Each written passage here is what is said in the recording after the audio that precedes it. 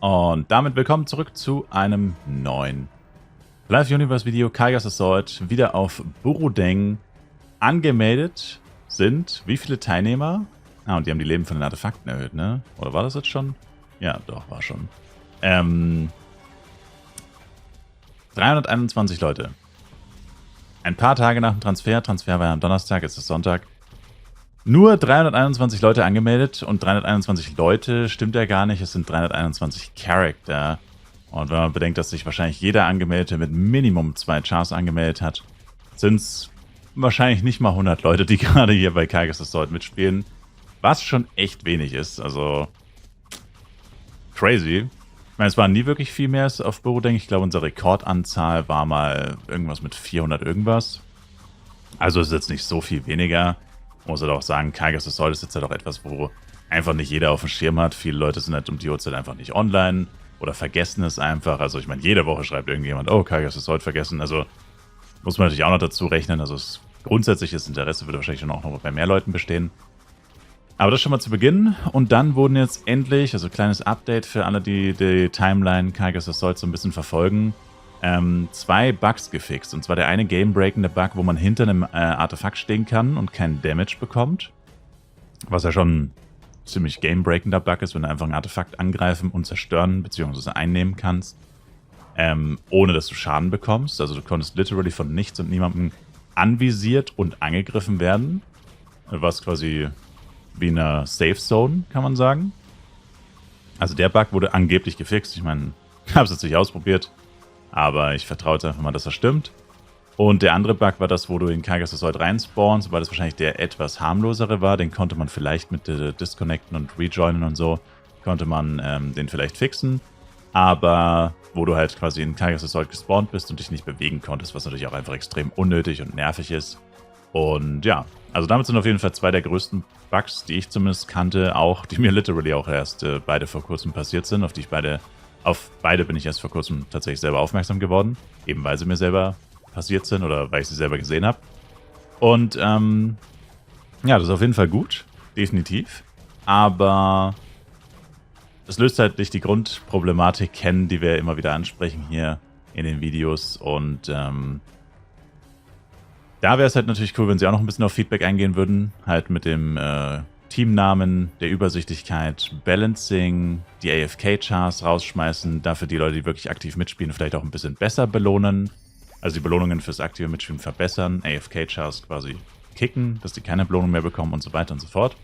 Dahingehend hat sich leider immer noch nichts getan, obwohl der Modus jetzt schon, ich glaube, 8 Monate seit, ich glaube im Februar wurde er released. Also schon echt ein ganz schön alter Schinken. Und ja, also da wäre es natürlich cool, wenn sie da auch noch mal ein bisschen drauf eingehen würden, weil es sicherlich auch nicht das einzige Feedback, also es gibt wahrscheinlich Feedback ohne Ende. Und ja, es passiert nicht wirklich viel mit diesem Feedback. Also zumindest kann man sagen, haben sie jetzt endlich mal, oh shit, den habe ich zu spät gesehen. Zumindest haben sie jetzt eben mal diese Bugs sich angeschaut und das ist auch auf jeden Fall wichtig. So, werden wir jetzt hier tatsächlich schon gespawnt-trapped, während wir die ganzen Totems einnehmen. Ich würde schon sagen, es lief so smooth. Jojo, Jester. Aber hey, noch hat der Kampf um Kaigas ja gar nicht begonnen, also. Und direkt gespawnt-trapped wurden wir wohl doch nicht. Jetzt müssten wir jetzt schon wieder draußen aus der Trap. Oh. Later, Big Dog.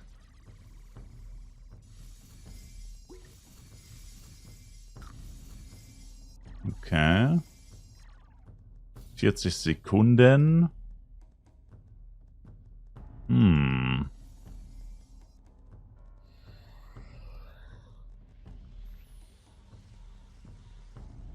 Stun ist noch auf Cooldown.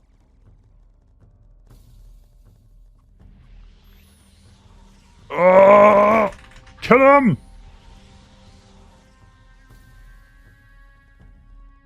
Das war good Teamwork. Genau so muss das aussehen.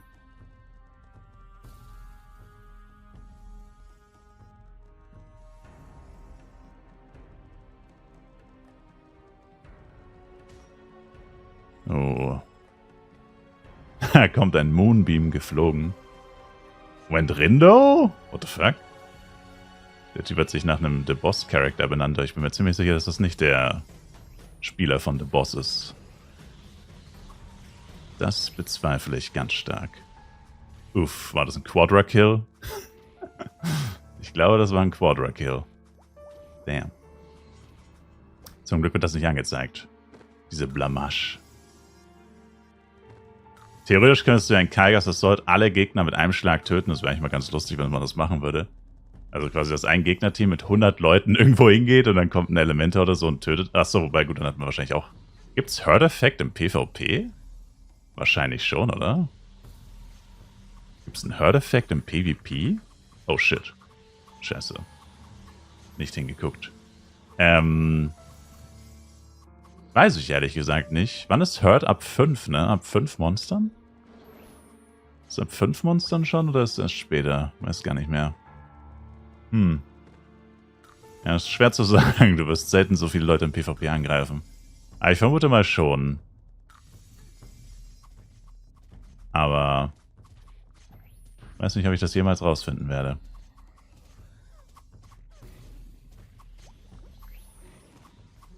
Obacht, Obacht. Oh oh, da ist jemand in Dagelo. Oh no, we are dead, bro. We are dead, bro.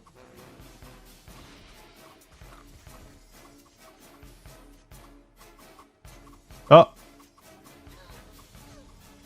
Uiuiuiui. Oh. Alter, der hat eine Rest-Scroll benutzt, oder?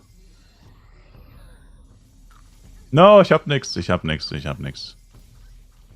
Damn.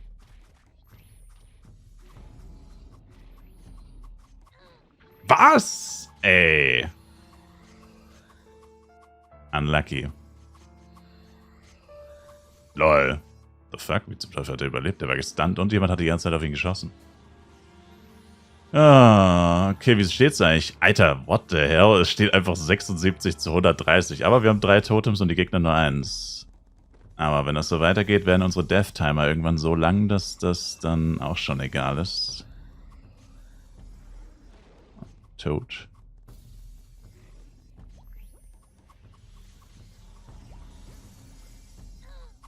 Oh! Ey, come on, man. Unlucky. Ja, was man jetzt natürlich bedenken muss, ist, das durchschnittliche Equipment auf Burudeng ist jetzt viel krasser geworden, weil ja die ganzen Leute vom FEC-Server gekommen sind. Und ja, damit ist jetzt natürlich die Bar für Anforderungen, um hier gut zu performen, ist jetzt natürlich wesentlich höher. Oh, Leute, das ist eine gegnerische Barrier. Genau, weil einfach alle Leute mehr Equipment haben. Okay, wir wurden vertrieben. Kasse, Jojo. Also ganz ehrlich, Dark Illo ist so unfair im PvP. Das hat man beim FEC auch ganz gut gesehen. Dark Illo ist viel zu krass im PvP. Es gibt dir literally, jedes Mal, wenn du Dark Illo machst, hast du eigentlich einen Free Kill. Außer du greifst halt dummerweise jemanden an, den du nicht relativ schnell töten kannst. Aber normalerweise weiß man das ja ungefähr. Also Dark Illo ist viel zu krass. Hat zwar auch 30 Sekunden Cooldown oder so, aber naja. Wenn der Kampf lange genug geht, machst du damit sehr, sehr viele Kills. Tja, ich glaube, wir verlieren das Haus hoch noch. Wir haben zwar 4 Totems, aber wir verlieren einfach das PvP zu krass.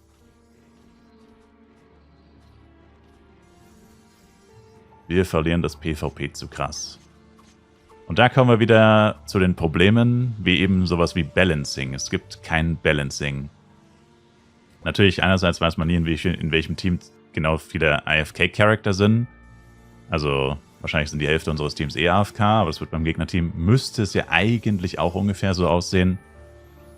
Und grundsätzlich, ja, gibt es da halt einfach Probleme, die es noch zu lösen gilt. Aber die bisher einfach ignoriert werden. Uiuiui. Ich hatte eine Leiche angeklickt und konnte nicht mehr wechseln. Unlucky. Wieso steht da eigentlich Use? Achso, nee, die steht immer da, ne? Ich habe gar keine Silber- und Goldcoin, die ich benutzen könnte.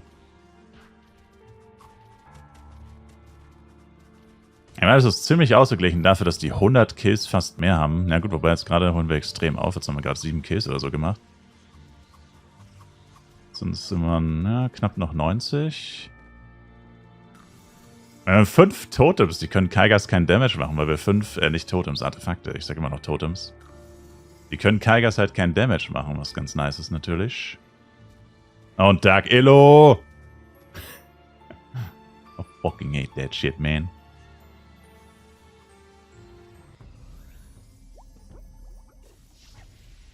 Wow, da hat jemand Power-Ups aktiviert. Oder ein PvP-Equipment. Da hat jemand ein PvP-Equipment. Damn. Der kriegt literally keinen Damage. Mit 5 Leuten auf den eingedroschen und der ist nicht gestorben. Mein Stun ist nicht ready.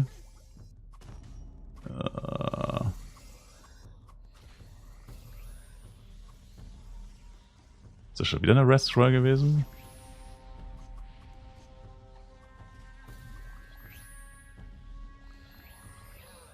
Okay. 1-2 Kills gemacht, das passt. Aber wir sind wieder 100 Kills behind, also hat nichts gebracht. 105 Kills, aber wir haben immer noch 5 Artefakte. Es scheint fast so, als hätten wir einige PvE-Spieler mehr oder mehr Blades oder so. Und die Gegner haben viel mehr PvP-Spieler, beziehungsweise mehr Magier und so. Das Problem ist, wir verlieren halt trotzdem. Es bringt halt nichts, 5 Artefakte zu haben. Wenn du Kaigas nicht damagen kannst, weil du die ganze Zeit gekillt bist. That's the problem.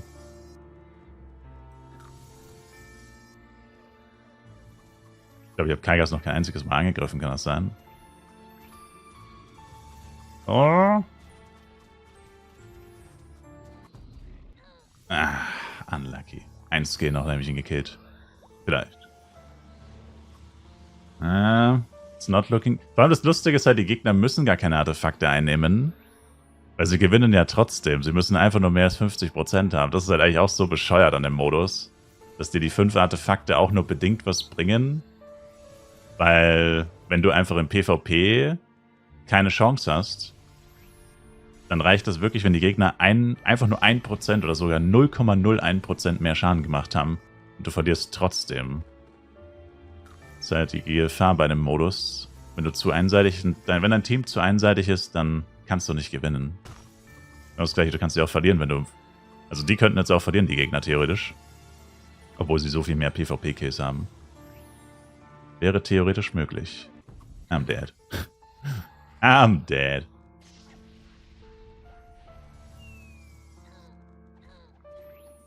Ja, das Problem ist, unsere Death-Timer sind mittlerweile so hoch wahrscheinlich. Durchschnittlich wahrscheinlich 10 Tode oder so.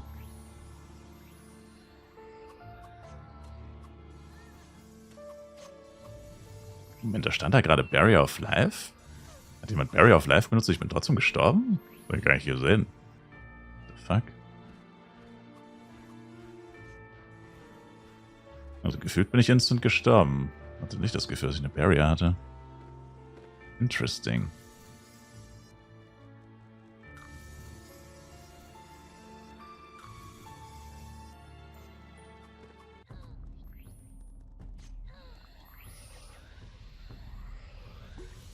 Oh. No. Shit. Ich hätte nicht gedacht, dass ich überlebe, ehrlich gesagt. Er war auch verwirrt, glaube ich. Ja gut, das mit dem Sammeln hat nicht so gut funktioniert. Jetzt wurden wir halt alle auf einen Schlag getötet.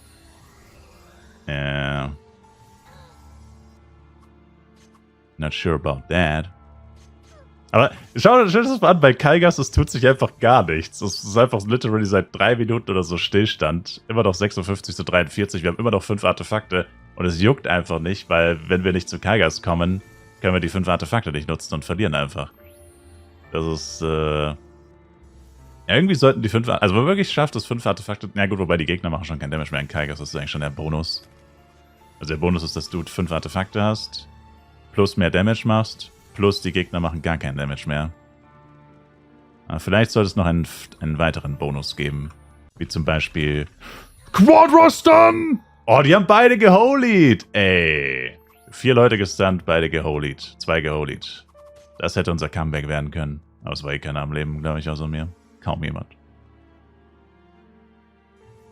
Ja, also ich meine, sicherlich, das Problem ist halt, den Modus hier zu balancen, wird halt unmöglich sein. Literally. Weil, also da kommt einfach so viel mit rein, da spielt so viel mit rein, da spielt so viel, was du beachten musst und so. Also, weil du musst ja theoretisch auch du musst ja ein Artefakt-Balancing haben, also du musst irgendwie Artefakt-Leistung bewerten, du musst PvP-Leistung bewerten. Theoretisch müsste man vielleicht sogar irgendwie ein Equipment-Ranking haben, dass je nachdem, was für ein Equipment du hast, also zum Beispiel Lusakas Crystal gibt 3 Punkte, Lusakas gibt 2 Punkte, Hernes gibt 2 Punkte, Bloody gibt 1 Punkt. Also du müsstest lauter solche Sachen haben und da könnte man dann cheaten, dann könnte man dann einfach sein Equipment ändern vom Ding und so weiter. Also du könntest wahrscheinlich, du müsstest so viel beachten, so viel machen und ja, ist halt die Frage, ob das wirklich überhaupt funktionieren würde. Wahrscheinlich nicht. Mein Stun ist auf Cooldown, ich bin erstmal useless.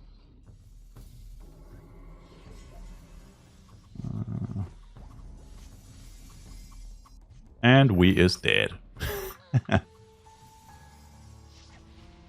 Naja, also... Oh, da kämpft... Ne, doch nicht.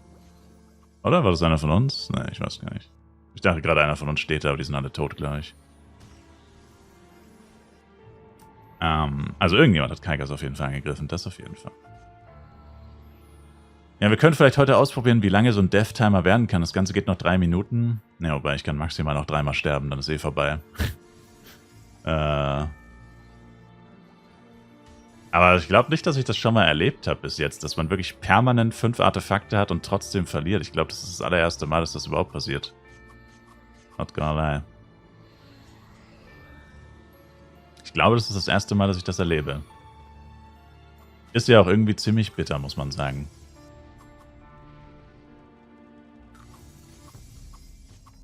Kilty! Ey, wie die ganze Zeit Ding benutzen.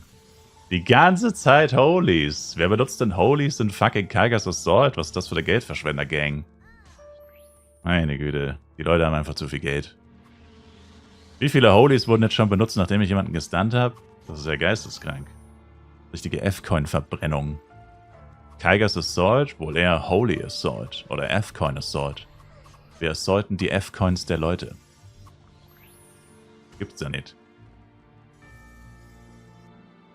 Ich meine, es tut sich nicht mehr so viel bei den Kills, aber es liegt halt hauptsächlich daran, dass man einfach permanent tot ist. Sie können ja nichts töten, was bereits tot ist. Oder wie geht das Sprichwort? Ne, was nicht tot ist, kann nicht sterben. I guess. Irgendwie so. Naja.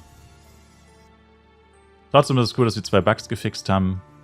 Nächstes Update kommt dann wahrscheinlich irgendwann im November. Aber ich dauere mal, dass sich da irgendwas tun wird in der Zeit. Aber wir werden sehen. Jetzt ist Spawn Camping. Jetzt nochmal rauszukommen, das wird schwierig.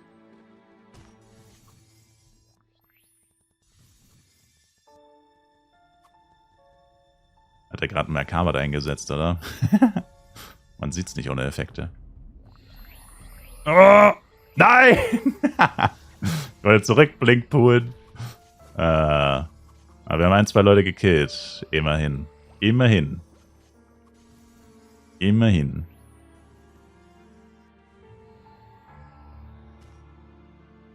The comeback starts now. Ich habe genau noch ein Leben. Also beziehungsweise, wenn ich noch einmal sterbe, dann werde ich nicht nochmal aufstehen vorm Ende. Aber ich finde, das hier ist eigentlich auch sowas von fragwürdig mit den Use Silver Coin, Use Gold Coin. Wobei ich liege direkt vor unserem Spawn. Also eigentlich könnte mich auch einfach jemand resten, muss man sagen. Aber die sind halt literally alle AFK. Aber das mit Silber und Gold Coin ist eigentlich auch so ein Schwachsinn, ey. Muss man auch sagen. Dass man Geld ausgeben kann, um sich wiederzubeleben und so. Also es ist zwar begrenzt, glaube ich. Ich weiß gar nicht genau, wie es funktioniert. Aber das sind halt solche, also für den PvP-Modus, sowas hatte der PvP-Modus, der halbwegs gebalanced ist, sowieso nichts verloren, dass du, gut, teilweise geht's für Penya.